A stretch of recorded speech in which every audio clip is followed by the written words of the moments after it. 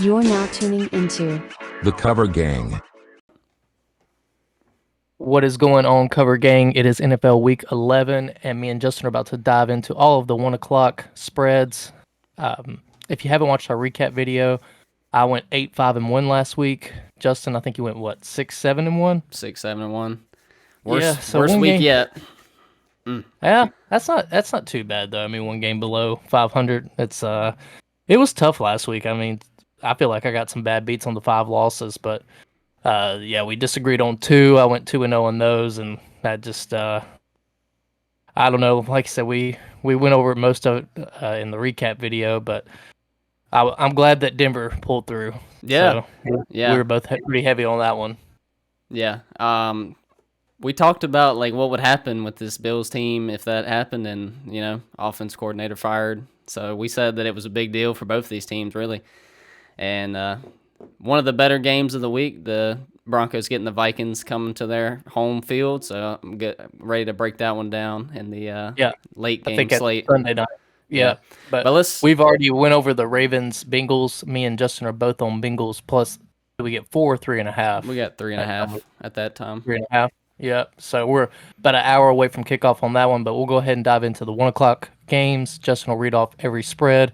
We'll see if we agree, and we'll tell you how much we're putting on each game. All right, first up, we got the Titans at the Jaguars. So not much line movement in this one. It's been at 6.5 most of the week, and then it's gotten to 7 on some books. I don't know about you, but I have to just take the Titans here. I like it. I don't love it, but the Jags, they just got blown out last week, and now they have some familiar faces coming home. So I could see them doing all right against this bad Tennessee defense, and that's what gives me some pause. But usually the Titans cover in this matchup. They're 7-3 in the last 10. The number's pretty big. A lot of big spreads this week. It wasn't really difficult finding the side on all these games. So this one, I'm just playing the number as I am in a lot of them this week. So I think I'll take the Titans +7 as road underdogs in this division matchup. Yeah, hopefully my undefeated record on picking against the Titans continues here. They are bad on the road this year, but 7 points in a divisional game. I think Vegas has given Jacksonville a little bit too much props right here. Will Levis, like I said, going into that game against Tampa, he's going to have his ups and downs, but at least they do have a quarterback that can move the ball down the field now. Pair that with Derrick Henry and then lay in 7. There's no way I can do it. So it's a regular unit play. I'm not doubling down or anything, but I like Vrabel in this spot to get his boys up to play in a divisional game +7. Take Titans. Yeah, and the Jags, they kind of lay some stinkers at home. They're really good. They're actually undefeated against the spread on the road this year, so they're good on the road. But makes you feel better. Yeah, they're kind of known to just lay eggs at home. So hopefully they do it again 2 weeks in a row. But next up, we got the Chargers at the Packers. I haven't been able to get a good handicap on either of these teams this year. It feels like every time I take one, they lose for me, or if I fade them, they win. So this is a half-unit game for me. The spread has been gridlocked at 3. It went to 3.5 at some point, but that was long gone. I'll lean Chargers here -3 because we've been waiting for the Packers to cover in all these sharp spots, and they just can't do it because Jordan Love cannot execute. And I'm not going to back him, even though it's the sharp side. So for that reason, half unit on the Chargers, -3 for me. Yeah, he's fallen into that Mac Jones, Zach Wilson, like even though it's the spot, the play, everything as far as a gambler's perspective tells you, like, take the home team and the points right here. How can Jordan Love keep up with this Justin Herbert, Kellen Moore offense? So I'm taking Chargers -3. It's a regular unit play for me. I don't think the Packers are too stout on defense throughout the year. Maybe they're able to run the ball against that bad Chargers defense, but still, like, if you try to get into a shootout with Justin Herbert, you've seen how many points he put up against the Lions last week. So he's playing really good ball right now, and they're 4-5, and it kind of seems like a desperation game for a potential playoff team. But yeah, Brandon Staley, I don't like backing him as a road favorite, but I'm going to here. Regular unit play, Chargers -3. Yep, right there with you. Next up, we got the Giants at the Commanders. So, all right, we get it. Sam Howell and this Washington team is one of the best pass offenses in the league right now. Never would have guessed that, but it is true. These two teams, though, they always play close. Even with Tommy DeVito, I just think this number is huge. And I like the Giants plus 9.5 here to keep it close, keep it within a touchdown. I think in these division underdog, matchups, where the numbers, the trends, they back us, at 57% win rate, and especially in as of recent, the home field advantage has not mattered as much. So I like the Giants plus 9.5, and it's a low total game. The total's sitting at 37 points. So hopefully it's a run the ball kind of game for the Giants, and the defense just keeps it within a touchdown. So I like the Giants pretty good here at 1.5 units.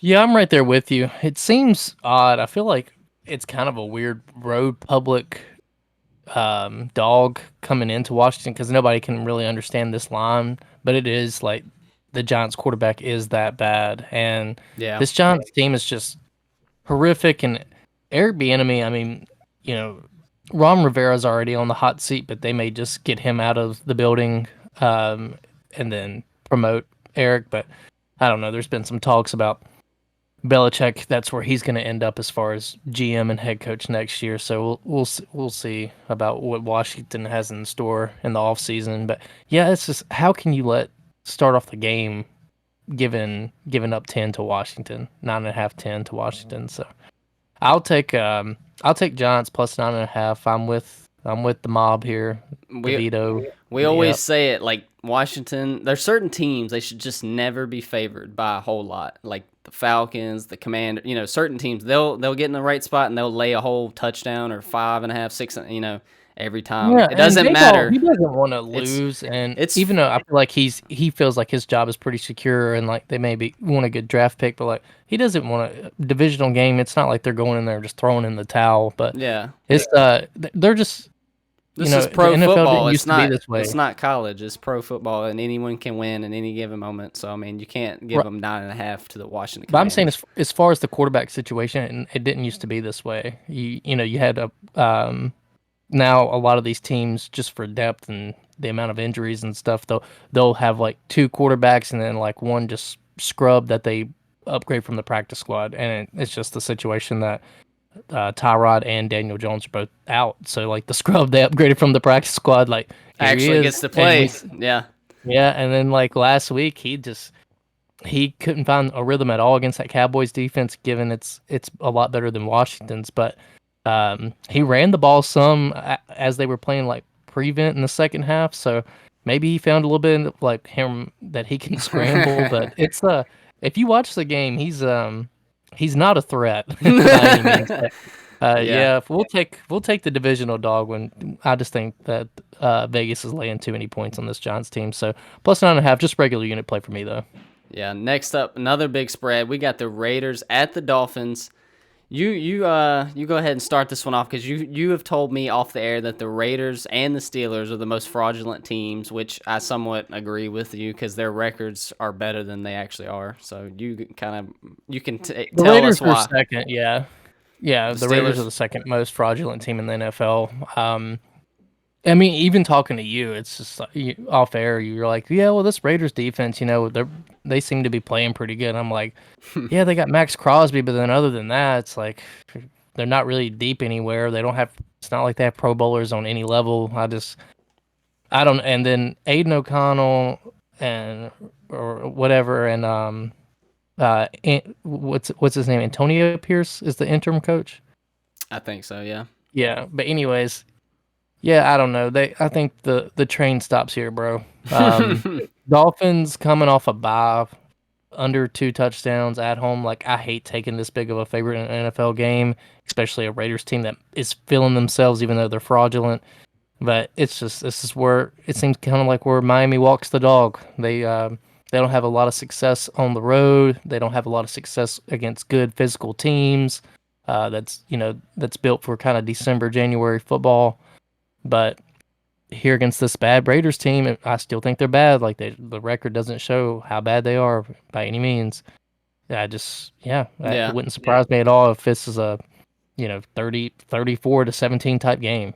Yeah. So I'll ride with the Fins and hope that the Raiders don't somehow backdoor cover, because Dolphins defense isn't the greatest, but it seems like a good spot where McDaniel and the speed. See what the Tyreek needs a bounce back game too. See what the best number is we can get, because I'm on the Dolphins too, but 12.5. I got some stats.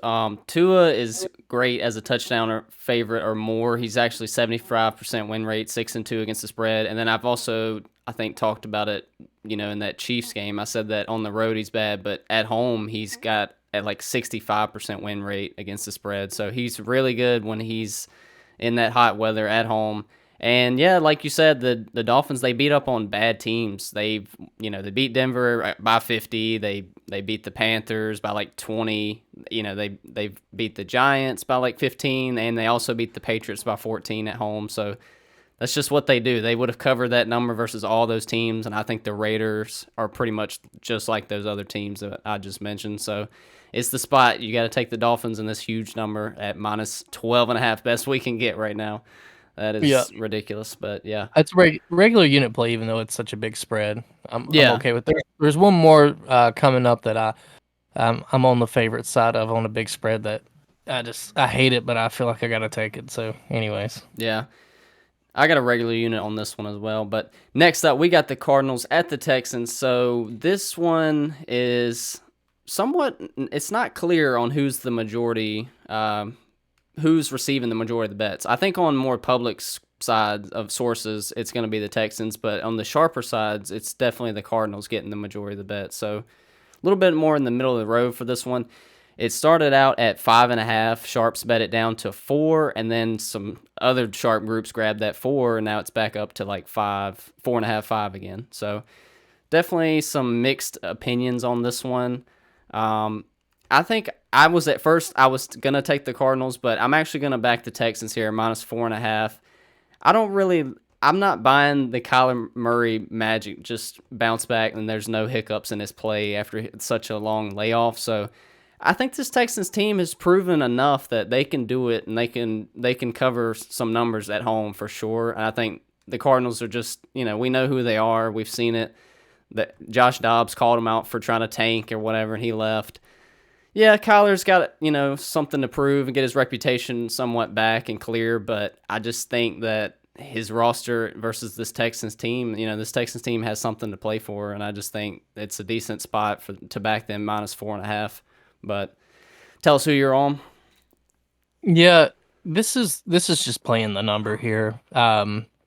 Anything over 4, I'm gonna take the points. So it's I think right now, time we're recording on Thursday, it's you said 4.5. So yeah, I got to take Cardinals there. It's just for them to stay in the game. Houston blew out Pittsburgh earlier in the year.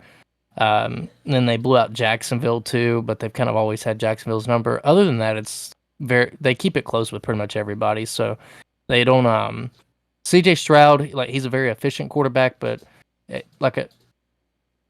don't know, I see that Atlanta game in my head and everything, and it's just when Houston barely lost to them, I don't know, I can't take off 4.5. I can't start the game with giving them 4.5. You can get 5 too. We'll be generous. So you can get a 5 out here. I can get a 5. That's a dead number a little bit, but yeah, I'll take it. Better, yeah. We'll take anything you can get. Better, yeah. Somehow watch it land on that. But yeah, no, I think Kyle. It's not even a Kyler and James Conner being back type thing. It's just I think that obviously the public's in love with CJ.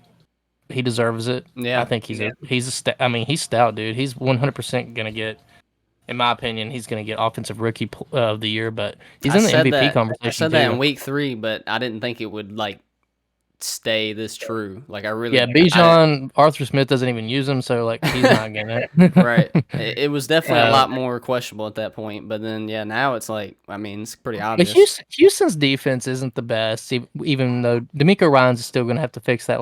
They're playing a little bit above their skis, and everybody's talking about them. So I could see Houston, CJ taking them down the field at the end of the fourth quarter to win the game. But if you're going to pass that 3.5, and 4 number, I'm going to take Cards to stay in it. So regular unit play, Cards plus 4.5. Yeah. Next up, we got the Bears at the Lions. So this is one of those games that waiting later in the week to record kind of hurt us because I love this number at 9.5, 10, where I actually bet it in real life. But now it's down to 7.5, 8. But I'm still taking the Bears pretty good confidence at 1.5 right here because it's just another fade the Lions spot. The Lions now value is definitely way higher perceived than by the public than it should be. I think this is a good spot for the Bears, who actually they've cleaned their act up a little bit ever since that trade for Montez Sweat, and that cornerback is actually playing pretty good for them. I think their defense is a little bit better than it used to be. We were projecting them to be one of the worst defenses at the start of the year, but I don't think they're actually the worst at all. And I think getting Justin Fields back is definitely an upgrade for this offense, so this should be a good one. I'll take the Bears plus 8 at 1.5. Yeah, this line moved from the 10 down to 8 as soon as Fields got cleared. Yeah, I'm right there with you. I'm gonna take the Bears plus 8. They are playing a little bit better football. Eberflus is on the hot seat, but Justin Fields is too. So he's missed the past few games with that finger. He's coming back. Like if they don't rattle off some games here, they're gonna be in the quarterback mix come draft time. So yeah, divisional game. Bears, like you said, playing a little bit better football. Lions just coming off a pretty emotional back and forth win. Dan Campbell going for it. I think he went for it 7 times on fourth down. They went like 6 out of 7 against that Chargers defense. It was a crazy game. Yeah. But so a little bit of a kind of come down spot for the Lions at home. They probably still figure out a way to win, but I could see it being close. Weird stat too. I think Jared Goff. He's covered against the AFC North the past 11 times. He's 11-0 in his past 11 against the NFC North against the spread. So we're hoping for 11-1. That's fighting a nasty. Hoping the train ends here, dog. Yeah, that's just fighting a nasty little trend right there. But Tyler coming in hot with the stats. I like it. All right. Next up, we got another division battle, and it's a real important one as well of this AFC North division, how it's going to shake up. It's the Steelers at the Browns. So earlier in the week on the recap, we kind of hinted at which side we would be on. You said you were fading the Steelers because they are the most fraudulent team in your eyes, and I said I would back them at plus 3.5. But now the line has come all the way down to 1 because season-ending surgery for Deshaun Watson, obviously, and they're not going to be starting P.J. Walker, which is a bigger downgrade for sure in the line. I understand the line movement. And they're getting Donovan Thompson-Robinson. I think, is Donovan his first name? Or let's just go with DTR. But yeah, I don't know. I mean, losing Deshaun Watson is big, but it's not that big. So for that reason, I'm not going to back the Steelers down here at a pick 'em or like minus or plus 1 or whatever. So yeah, you really like this one. I feel torn because I'm in real life. I'm actually on the Steelers plus 3.5 because I bet it early. But at the time for the contest's sake, I would take Browns minus 1 because the line is just. I think I agree somewhat with what you're saying that the Steelers are just extremely lucky, but that's just who they are, and they just win these 1-score games. They stop people in the red zone. They get some kind of crazy turnover. Like that's just who they are. But I've heard the craziest stuff about the Steelers, and maybe I'm being a little bit subjective right here because I did pick Cleveland to win that division. Horrible news for Deshaun Watson. Everybody questioning whether or not he was just not wanting to play because he got that guaranteed contract, and it's like, no, he's got a broken bone in his shoulder, and now he has to have season-ending surgery because you throw him back out there again. Yeah, he was giving people like warnings about this. He's like, hey, like I can't raise my arm up and stuff, and people would he said I can't raise my arm over my head, and they're like, you're cleared to play, bro. Like no, broken bone. So that hurts, but he wasn't playing the best football except for that second half against Baltimore. That was some sign, and he done that with a broken bone in his shoulder, by the way. Yeah, but obviously they lost Nick Chubb earlier in the year. Now they lost to Sean. But this is a real defense versus top 10 defense maybe, but closer to 10 than 1. Pittsburgh's just people are saying crazy stuff like, yards don't matter in a game. It's like if you can stop them in the red zone and then when to score, it doesn't matter. Like what? Like Kenny Pickett and the Steelers offense, they know when to hit the gas and when to hit the brakes, like when to play field position and when because they have no that it's not that type of defense. Like this isn't the Jets defense. This isn't the Browns defense. Like it's not that type. Kenny Pickett just sucks. He's not good. He's not a good quarterback. And the Steelers are 6-3, and they're waving their terrible towels. And it's like, cool. Like now you're going to go play a team that has their third string starting, and you're going to get punched in the mouth here in Cleveland in the dog pound. I'm mad it's though because we we should be seeing Nick Chubb, and Deshaun Watson in the pocket like in this. I'm mad because it's like the Browns. Bengals rattle off a win tonight. And Cleveland wins this game like I think they will, like comfortably, honestly. They're going to be sitting at the top of that division. And if you look at the remaining schedules, they have by far the easiest one. And PJ Walker, like they're sitting at 6-3, and even when Deshaun has played, he hasn't played good. But PJ Walker, it doesn't matter. They have been in every game just about. They got blown out by the Ravens in Cleveland when it was DTR's first time, so that's probably why the spreads came down so much. Yeah, but just run the ball. I want to see what they cook up with. Steelers can't really stop the run. Run the ball. I want to see what they cook up with DTR because I don't really know why at this point you don't just put PJ Walker in. I don't know, but let's see it. I mean, I'm hyped to see it. It's a good matchup, but yeah, they're just the better team. Miles Garrett's making a little bit of a case for MVP outright too. Like, I mean, I think he's definitely shocking. He's definitely leading defensive player of the year, but they just hit the halfway point and he's at 11 or 11 and a half sacks. So he's getting if he can double it up, he could go for the record, but I don't know. Well, he's been wreaking a lot of havoc. He's against the Colts a couple weeks ago. Remember, he jumped over the offensive line and blocked the field goal, and so he's been doing more than just sacking the quarterback. So yeah, if Cleveland without a quarterback wins that division and makes it to the playoffs, like how do you you got to start looking at Miles. Oh yeah. I mean, we've talked about that. These defensive anchors of the team usually start at a shutdown corner or a defensive end. Like that's where you should spend your draft capital, your trade capital. Like it's a defensive end. I don't want anybody to get it cornerback twisted. I'm gonna say one more thing about this game. I'm sorry, I'm going on a little bit of a rant, but Cleveland. Myles Garrett is great, and so is T.J. Watt.